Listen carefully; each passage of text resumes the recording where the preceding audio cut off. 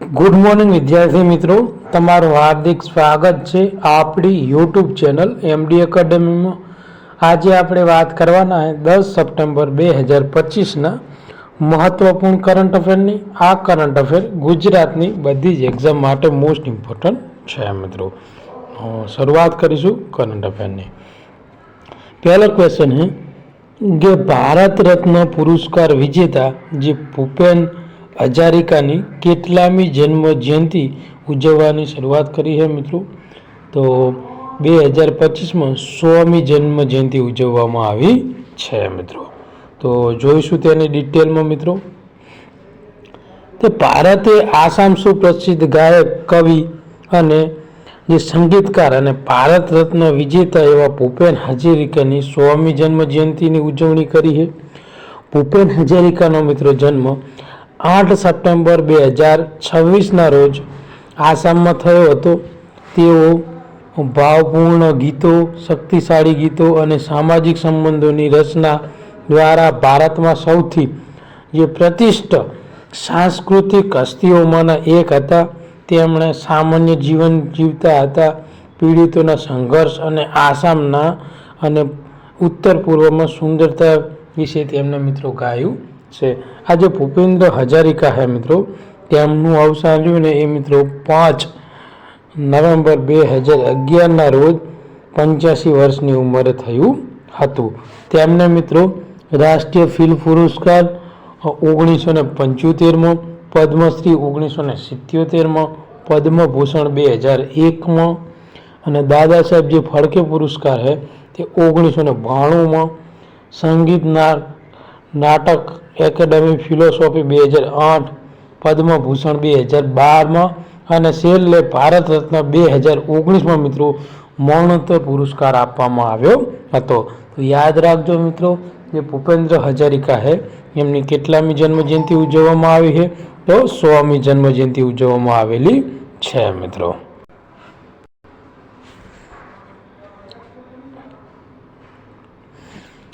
જેટલા પણ વિદ્યાર્થી મિત્રો નવા હોય તો આપણી યુટ્યુબ ચેનલને સબસ્ક્રાઈબ કરી લેજો, બાજુમાં આપેલા બેલ આઇકન ઉપર ક્લિક કરી લેજો, જેથી કરીને કરંટ અફેરના બધા જ વિડીયોની તમને નોટિફિકેશન મળી રહે।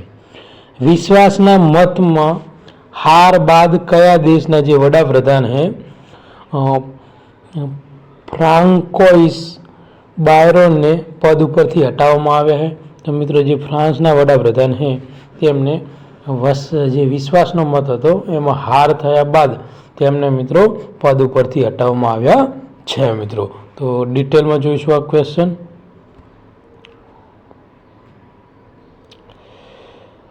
આઠ સપ્ટેમ્બર 2025ના રોજ મિત્રો વડાપ્રધાન જે ફ્રાન્કોઇસ બાયરોને સંસદીય જે વિશ્વાસના મત ગુમાવ્યા પછી ફ્રાન્સના નવા રાજકીય જે ઉથલ પાથલમાં મિત્રો ડૂબી ગયું છે।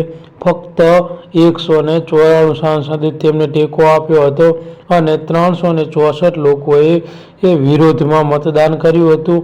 અને જે આ બાયરોનું રાજીનામું જે ફ્રાન્સના રાષ્ટ્રપતિ છે એમ્યુઅલ મેક્રોને નાજુક જે લઘુમતી જે સરકારનું પતન દર્શાવે છે। જે 1 વર્ષથી ઓછામાં ઓછા 2 વડાપ્રધાન મિત્રો તેમનું પતન થયું છે મિત્રો। તો કયા દેશના વડાપ્રધાનમાં મિત્રો હાલમાં જે વિશ્વાસનો મત ગુમાવ્યા બાદ રાજીનામું આપ્યું છે? તો ફ્રાન્સ। અને તમને નામ પૂછે તો મિત્રો યાદ રાખજો, ફ્રાન્કોઇસ બાયરોન। આગળનો ક્વેશ્ચન है મિત્રો મોસ્ટ ઇમ્પોર્ટન્ટ ક્વેશ્ચન है મિત્રો, યાદ રાખજો, આવનારી એક્ઝામમાં 100% પૂછાય છે। હાલમાં કયા રાજ્યએ ને સ્પેસ સિટી અને ડિફેન્સ હબ બનાવવામાં આવશે? તો મિત્રો આંધ્રપ્રદેશમાં। હાલમાં મિત્રો આંધ્રપ્રદેશમાં સ્પેસ સિટી અને ડિફેન્સ હબ બનાવવામાં આવશે। જોઈશું આ ક્વેશ્ચનને ડિટેલમાં મિત્રો।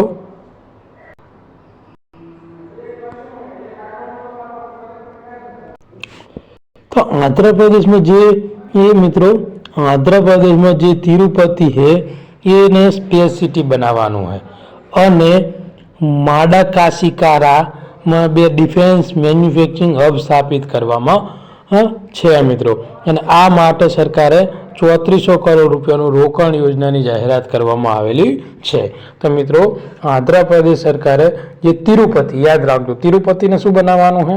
Space city, okay. અને જે માડાકાસીરાને મિત્રો બે ડિફેન્સ મેન્યુફેક્ચરિંગ હબ સ્થાપિત કરવાના છે। આ માટે મિત્રો 3400 કરોડ રૂપિયાનું રોકાણ કરવામાં આવેલું છે મિત્રો।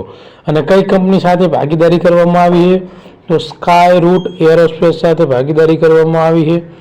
અને જે 400 કરોડનું જે તિરુપતિ સ્પેસ સિટી એ મિત્રો ખાનગી ઉપગ્રહનું પ્રક્ષેપણ અને ખર્ચ અસરકારક નાના પ્રક્ષેપણ વાહનો પર ધ્યાન કેન્દ્રિત કરે છે। અને ઈસરોના જે પ્રોપેલન્સ કોમ્પ્લેક્સની નિકટતાનો લાભ લેશે મિત્રો। તો તમારે આંધ્રપ્રદેશના બે સિટી યાદ રાખવાના, એક તિરુપતિ જે સ્પેસ સિટી અને બીજું મિત્રો માડાકાસીરા હે, ત્યાં મિત્રો બે ડિફેન્સ મેન્યુફેક્ચરિંગ હબ સ્થાપિત કરવાના છે મિત્રો। આના માટે કોની સાથે ભાગીદારી કરવાની આવી છે? તો સ્કાય રૂટ જે એરોસ્પેસ છે તેની સાથે ભાગીદારી કરી છે। કોણે? ઈસરોએ, ઓકે। તો યાદ રાખજો, મોસ્ટ ઇમ્પોર્ટન્ટ ક્વેશ્ચન છે। જે આ માડાકાસીરા હે મિત્રો, એ હબ મિત્રો 3000 કરોડનું રોકાણ સાથે કરવાનું છે। અને જે એરોસ્પેસ ઘટક, સંરક્ષણ ઇલેક્ટ્રોનિક્સ અને જે શસ્ત્ર પ્રણાલીનું ઉત્પાદન કરશે, જેનાથી હજારો નોકરીનું સર્જન થવાનું છે મિત્રો।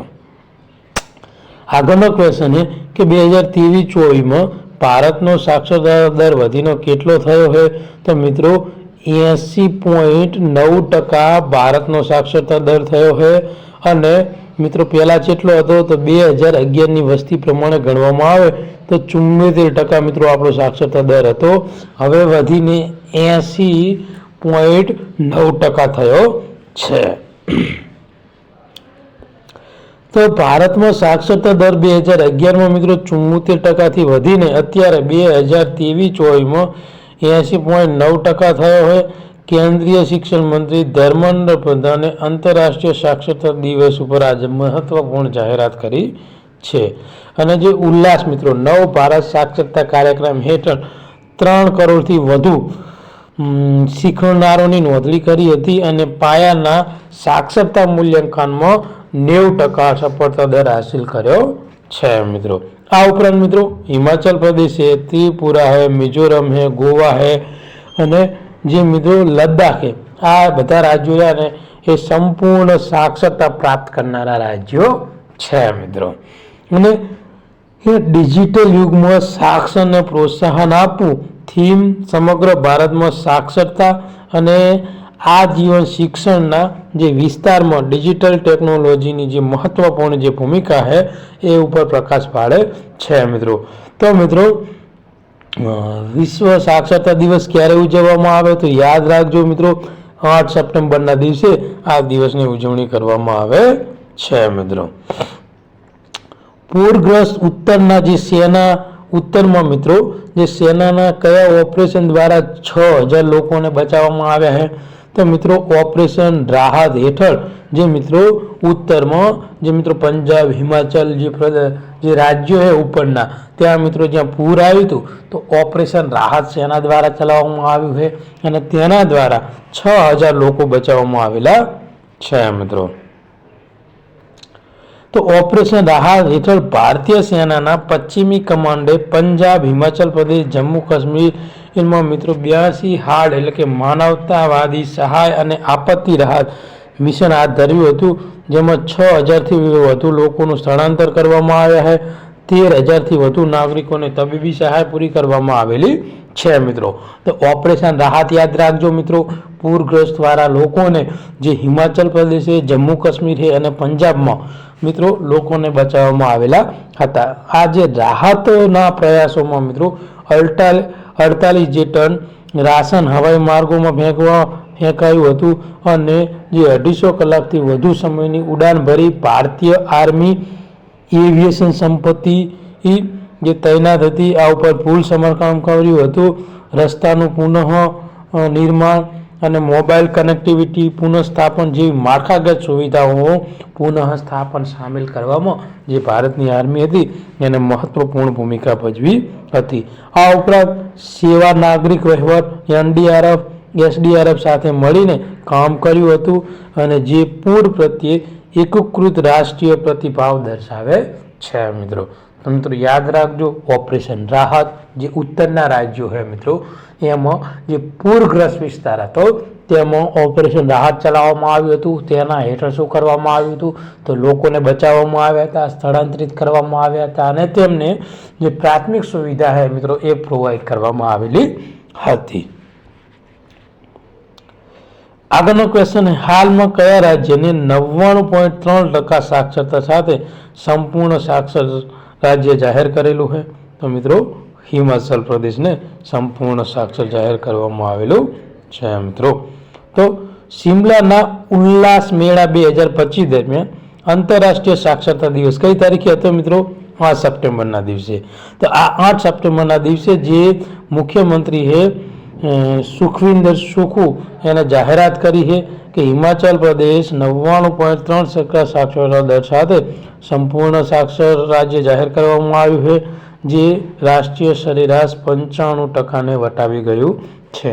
તો અત્યારે મિત્રો ભારતમાં કેટલા સંપૂર્ણ સાક્ષર રાજ્યો છે? તો એક તો હિમાચલ પ્રદેશ, બીજું છે ત્રિપુરા, ગોવા, ઓકે મિત્રો, તો અને લદ્દાખ. તો આટલા મિત્રો છે જે સંપૂર્ણ સાક્ષર હોય. ભારત અને ઇઝરાયલ વચ્ચે જે દ્વિપક્ષીય રોકાણ કરાર છે એ કયા શહેરમાં કરવામાં આવ્યા હતા? તો મિત્રો નવી દિલ્હીમાં કરવામાં આવેલા હતા. ભારત અને ઇઝરાયલ નવી દિલ્હી વચ્ચે જે દ્વિપક્ષીય રોકાણ કરાર પર હસ્તાક્ષર કર્યા, જેનો ઉદ્દેશ હતો તો રોકાણને વેગ આપવા, રોકાણકારોનું સંરક્ષણને સુનિશ્ચિત કરવા અને જે સ્વતંત્ર જે મધ્યસ્થ વિવાદ નિવારણ પદ્ધતિ દ્વારા વેપારની જે વૃદ્ધિ છે એને સરળ બનાવવાનો છે.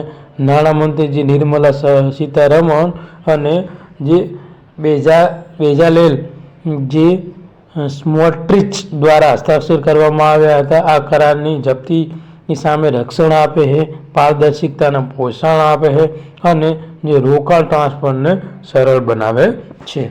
જે આ કરાર છે એ બંને દેશોની આર્થિક સહયોગને વધુ ગાઢ બનાવી પ્રતિબદ્ધતાને પ્રતિબિંબિત કરે છે. જે વર્તમાન દ્વિપક્ષીય રોકાણ જે $800 મિલિયન છે મિત્રો. આ જે કરાર છે એ મિત્રો સાયબર સુરક્ષા, સંરક્ષણ, ફિનટેક અને જે નવીનતામાં સહયોગને ટેકો આપવા માટે કરવામાં આવેલા છે. તો ભારત અને મિત્રો ઇઝરાયલ વચ્ચે નવી દિલ્હીમાં દ્વિપક્ષીય કરાર કરવામાં આવેલા છે. પુરુષ હોકી એશિયા કપ 2025માં કયા દેશ દ્વારા જીતી લેવામાં આવેલ છે? તો મિત્રો ભારત દ્વારા જીતી લેવામાં આવેલ છે મિત્રો. કોને હરાવીને? તો દક્ષિણ કોરિયાને હરાવીને ભારતે જે મેન્સ હોકી એશિયા કપ એ જીતી લીધો છે મિત્રો.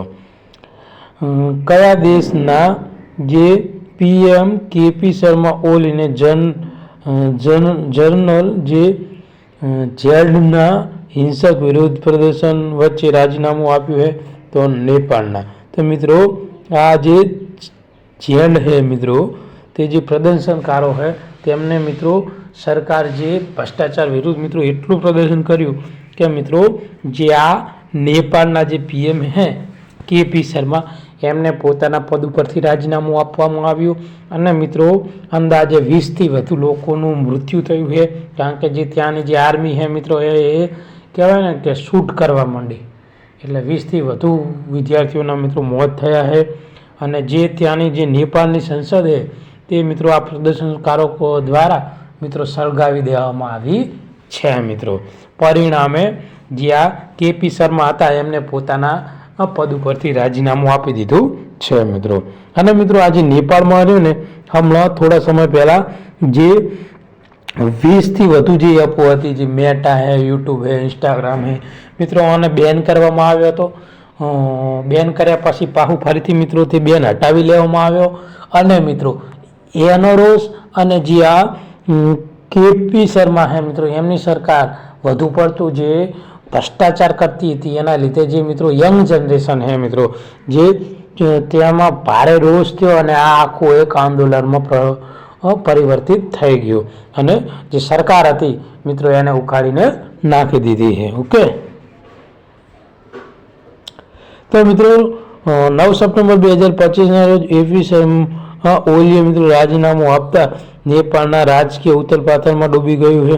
જ્યારે જર્નલ ઝેન્ડની આગેવાની હેઠળ સોશિયલ મીડિયા પ્રતિબંધનો સામનો કરવા માટે થયેલા વિરોધ પ્રદર્શન હિંસક બન્યા, જેમાં 20થી વધુ લોકોના મૃત્યુ થયા અને 250થી વધુ લોકો મિત્રો ઘાયલ થયા.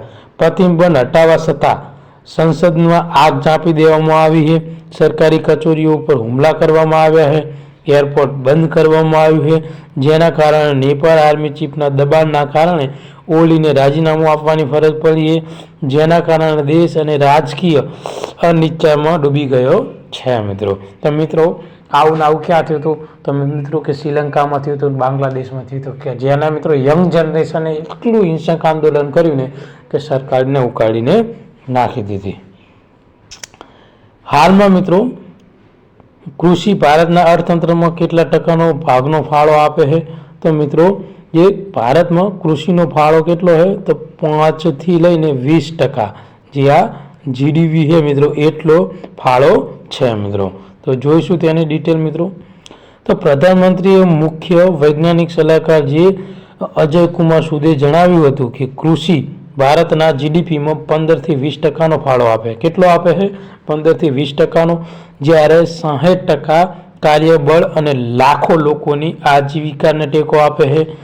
નવી દિલ્હીમાં મિત્રો જે ડાયલોગ નેક્સ્ટ કાર્યક્રમમાં બોલતા તેમણે રોગો અને જે જીવતા વ્યવસ્થાપન દ્વારા પાક નુકસાનનો સામનો કરવા માટે રાષ્ટ્રીય છોડ આરોગ્ય મિશનની આગામી લોન્ચ કરવાની જાહેરાત કરી છે.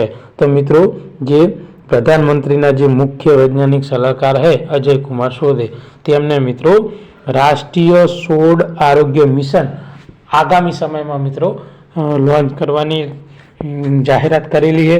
આ ઉપરાંત મિત્રો take it to the farmer જે થીમ હેઠળ મિત્રો આધારિત આ કાર્યક્રમ ખેડૂત માટે ખાસ કરીને ગ્લોબલ સાઉથ પરિવર્તનશીલ કૃષિ ઉકેલવા અને જે કેન્દ્રો ઉપરાંત મિત્રો જે દિશા સાથે મિત્રો ભાગીદારી કરવા માટે યોજાયેલ હતો. તો યાદ રાખજો મિત્રો, કૃષિમાં ભારતનો કેટલો ટકા જીડીપી છે મિત્રો?